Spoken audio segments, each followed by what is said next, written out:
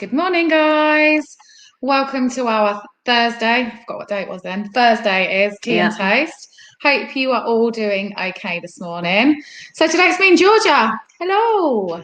We're down at the yard. We are here. We are all set up, ready to go, because remember, I've been telling you our tea and toasts from now on are actually in the real world. We are down at the yard. We are meeting people face to face. I am constantly making cups of teas and coffees, but I don't mind, because what it means is that I'm getting to meet all of you lovely people, and that's what these sessions are all really about, aren't they? So it is really, really lovely to be seeing people in person. How are you, Georgia? I'm doing great. How are you doing? Yeah, I'm good. I'm quite tired today. I think the heat this week, don't get me wrong, I absolutely love it, but it's draining, isn't it? Yeah, it is. When you're doing all your usual stuff. I mean, when you sort of got this heat and you're on holiday, all you got to do is lie by a pool or, sit in your air conditioning room. I know. I've got to just lie on the beach all day. I know. It's a real toughie, isn't it? But obviously when you're doing your normal day to day, as much as I love it, it's just a bit more draining. But apparently it's getting hotter. So we're going into a heat wave now. So Sunday, they're saying between 27, 28, maybe some places even 30. No. Yeah. So literally, people, get yourselves ready for Sunday. You need the paddling pools out. You need the barbecues out. You need your sun cream on. Just go to the river. Go to your local river or lake and just get in. Yeah, definitely. Yeah, if you haven't got a garden or a paddling pool, find out where your nearest bit of water is and get there. Yeah. Get there early, because I reckon everywhere's going to be busy. It's going to be like a beach. It's going to be like every lake and every country park is just going to turn into a beach. Definitely. Have you ever been, I don't know if you've been or even heard of it, in Olney, they've got like a river where you can actually swim in.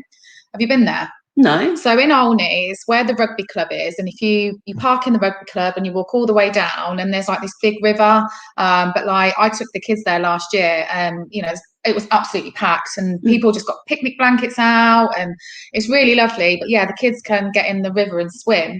So that's the place to go with. Can the adults get in? Yeah, anyone can get in. I mean, it was a really hot day when we went in the summer holidays, and I have to say I only stood in it because it was absolutely freezing. Yeah, it wasn't like one of your nice sort of heated pools when you're away. That's part of the fun, though. Well, yeah, I mean, the kids don't feel the cold. I do. I'm shivering, but it is good fun. So at least I think it's about time we're having this good weather, because it feels like we've had months and months and months of that rain and cold, and so I'm loving it. So what's going on at the minute? So yesterday briefly touched on the 21st of June. I think this is really sort of dominating the news at the moment. Is Boris going to unlock us? Is he not? It's all hanging in the balance, isn't it? What do you think is going to happen, Georgia? I think that the safest thing is to just have people go on holiday in England, and just leave it at that. Okay. For now, because I feel like if we do anything else, it could just put the whole thing backwards. Yeah. So then we end up might even have worse lockdowns because of one summer. Yeah, I hear what you're saying, but then I guess on the other side of the coin to that, and a lot of people I've been speaking to are sort of feeling like, well, we're double jabbed now, a lot of people. If we're doing testing, going and coming back, then why can't we have our holidays? Yeah. I can see both sides of the coin. I think I think this is probably the hardest decision that they're going to make this time, because it really is scales, isn't it? The Indian variant, different variants, and then you're weighing that up against people have had enough. Yeah, well, yeah, and exactly. A lot of people I'm speaking to saying even if it's on the amber list, they're going. Will they isolate when they come back? Don't know. Because I do think now people are just fed up with it. Yeah. I think that on the 21st I don't think we should have a full unlock. No, I still think that things like nightclubs shouldn't be open, because you can't have that many people in an unventilated dancing, singing, but I think that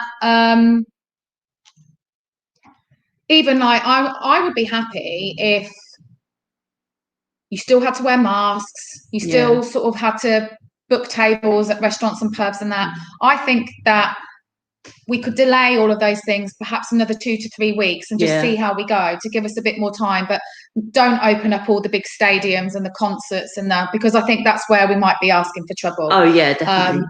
And you know, if Boris says to us, well, we can live like this, let's just give it another couple of weeks, I'd be happy with that. I know there's absolutely loads and loads of people that are dying to go on holiday, myself being one of them.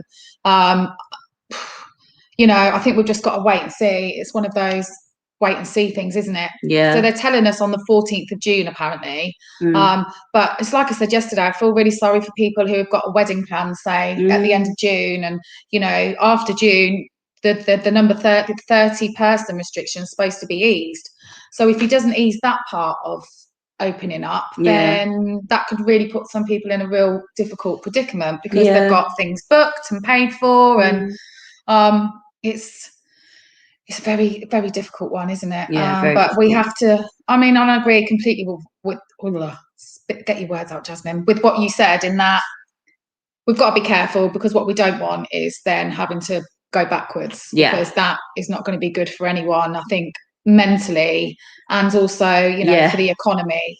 So it's going to be an interesting one, and everyone that I speak to sort of says, I can't call it. You know, sometimes we think, well, they're going to do this. I honestly can't call this one. So I guess wait and see, and I'm pretty sure we'll be talking about it a lot more over the next couple of weeks, see definitely what goes on. So Georgia, what was we going to talk about today? So what is today? Or this, is it the month? Yeah, so this month it is the month of Pride. And I know that we all wanted to kind of have a chat about that, and I thought, you know, instead of going too much into the history, if we just give like a little overview. Definitely, because there's bound to be people watching, and myself included, that I know what Pride sort of stands for, but I don't, you know, don't really know an awful lot about it without being ignorant. I just don't know, you know. Yeah. So in the 60s, there were many riots, the most famous of one being the Stonewall riot. Right. And basically these were sort of protests and riots to like against police brutality. Okay. Because back in those days, if police said that you looked like a man, they would arrest you for doing drag. Okay. And if you were a woman, or they perceived you to be a woman, and you wore less than 3 items of feminine clothing, they could arrest you for that as well. Really? Yeah. Oh my God, I can't believe that. That sounds absolutely bonkers. So literally, if you wore like basically a lot of which we wear now as women, so if you were wearing like trousers, so jeans, and a t-shirt, boots and a t-shirt, arrested. Oh my gosh.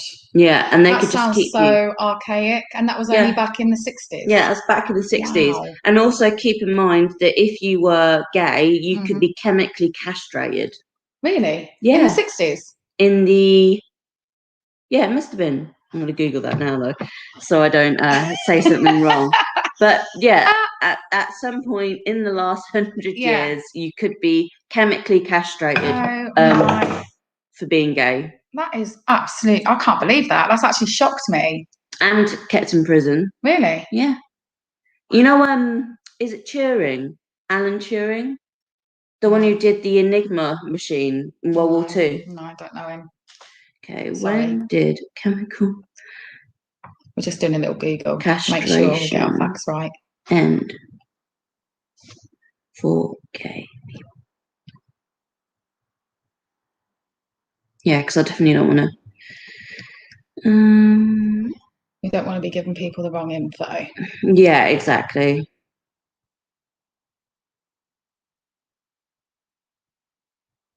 Just still on Google.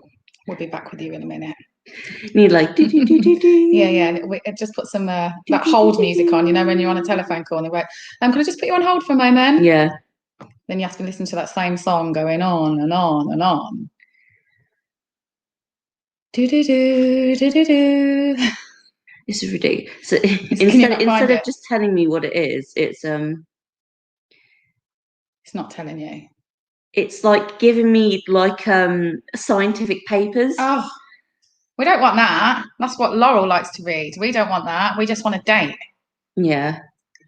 That is so crazy, though. I didn't even know that existed, chemical castration. I've never, ever heard of it. Here we go. Oh, homosexual acts were not decriminalised in England until 1967. wow. And it was not until 2001 that the age of consent for homosexuals was reduced to 16. Gosh. So it really wasn't that long ago. Yeah, it really wasn't that long ago. Here we go. So Alan Turing was a mathematician who cracked the Nazi Germany's unbreakable Enigma code. Yeah. He was stripped of his job and chemically castrated after being convicted of gross indecency in 1952 for having sex with a man, and killed himself 2 years later, aged 41. Oh my God, I can't believe that. Yeah. So that's in the 50s, and it just sort of continued. It wasn't even decriminalised until the 1960s, late 1960s. And even then, like, the police would still arrest you for, as you say, like dressing in drag or not appearing like the gender that they think that you are. And so obviously this caused like all of these riots. There was a lot of police brutality on these people. So the Stonewall riots, for instance, was pioneered by trans women of colour primarily, and trans people of colour who just had enough. Like, they were at their breaking point. Like, they were being killed, they were being, murdered by people, they were being arrested, they were being treated like subhuman, basically. And so this happened. Lots of people were arrested, so on and so forth. Many people were hurt, injured. And so then the year after these riots, they had a celebration which they call Pride. Okay. And so every year on that day, we celebrate. So that's where the Pride name came from. Yeah. So every year to kind of sort of not celebrate, but mark, like a day, the anniversary. Yeah. So then that's why we celebrate Pride. But in recent years, people said that it's become a lot more like sort of commercial. Okay. Like, a lot of brands kind of adopt the Pride flag. Yeah. Only for the month of June. Yeah. And so people say, like, well, you're only doing that because you want what is it called? I think they call it the pink pound. All right. Like, basically like gay money. Like, okay. So they're gonna benefit financially out of it. Yeah, exactly. It's not something that perhaps they'd support for the entire, for morality. Yeah. So so there's a lot of talks about that. But then other people are saying, well, for a lot of people who are in their even 30s, 40s, 50s, to be able to see all these people adopting the flag is actually like accepting them and accepting who they are. And that a lot of teenagers and a lot of young people who fit within the LGBT plus community, they're going to be thinking that people accept them, which is a really, really positive thing. Of course it is, really positive. So how did the coloured flag come about? What's the sort of meaning behind that? Do you know? So the original rainbow flag was designed by a graphic designer to and I think there are actual like meanings to each of the colours, right? But it's something like the orange is like the sunlight, and that there's like meanings for each of the rainbow colours. Yeah. And then they added in recently the sort of like brown and white and black, to signify like the people of colour. Okay. And now they've also added in the trans colours as well, I think. And I think they've also added in intersex into it as well. So it's basically trying to encompass as many different people within the flag. Okay. So the flag represents everyone, not just like... Yeah. Yeah. Oh, that's really interesting. I didn't know that.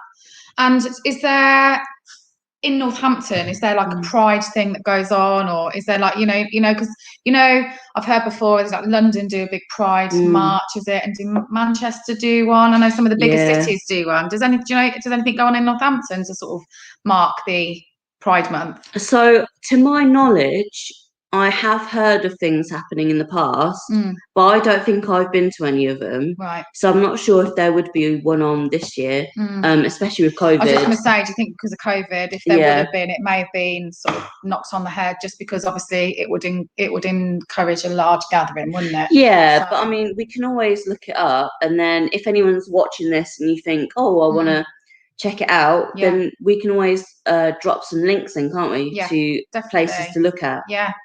Yeah, so we'll do that. We'll pop some links in a bit later in case if we find anything going on, just in case anyone's watching, think actually I'd really love to get involved in that, but you're not sure where or when. We'll see if we can find out a bit more for you. So Pride is the whole month of June then? Yeah, the whole month of June. Awesome. I did see something on Instagram yesterday. I don't know if you saw it, because I follow on Instagram David Beckham, and the Spice Girls have done like Pride t-shirts. Have you seen that? No, I haven't. Yeah, and I'm not sure. I looked at it and thought, oh, I'm not sure whether that may actually annoy some people, because it just it's a bit like, I guess, what you just mentioned about, like, it feels a bit like they're now doing these t-shirts just to make a bit of money off the back of Pride. Do you know what I mean? I'm not saying it is, I don't know, but I did look at it. I mean, I bet it's because there's a certain sort of like culture, like certain music is more popular within the LGBT Okay, and community. I'm guessing Spice Girls were. Spice Girls is definitely one. Okay, so maybe they won't be annoyed then. I would definitely say that Spice Girls and like 90s, early 2000s pop. Okay, so maybe they won't be annoying the LGBTQ plus family then. They're probably all loving it. Okay, that's really interesting. Like, I said to Georgia before we came on, like, I know I've heard of Pride, I know the flag, but other than that, didn't really know an awful lot. So it's nice to hear a little bit more meaning behind why it is the way it is, and that's actually really shocked me about how things used to be. Yeah, not even that long ago. I know, and that's I think that's the main thing of it, the fact that it was only, my parents were alive when that was going on. Do you know what I mean? Yeah. So it's crazy. Well, thanks for filling us in on that. You're welcome, guys. So these little mini sessions online at the moment, we're just doing the little mini ones because we have people coming in down to the building. As I've said many a time, and probably already said it this morning, like, we really want to see you guys come down. So next week is every morning, Tuesday to Friday, 10:30 to 11:30. You can come down and the doors are open. We're 62 Gold Street. And you can come in and have a cuppa. You can come in if there's something you'd really like to talk about. You can come in if you just want to come and have a cup of coffee in peace and don't want to talk. The door is always open, and there will always be a friendly face here to greet you. So I know so many of you have joined in with our online tea and toast over the past year, really. We started them January, really, didn't we? Yeah. It's June now, so we really want to get to see some of you down here, because that's what it's all about now. It's about reconnecting with people. And also, I mentioned to you yesterday, we have very kindly been donated a lot of food that was going to go to landfill. Can you see? There we go. Oh, hang on. Woo. This is all back to front on StreamYard, so you have to, hang on. Oh, that's it. Oh gosh, that took me a while to work that out then. So there's absolutely loads. So, and it is free. It's just, we just need to give it away to a good home, instead of going to the landfill. Things are tight at the minute. Things are really hard, and some people are really struggling. And it's nothing to be ashamed of, because I think there's more people actually at the moment than there has been in a very long time.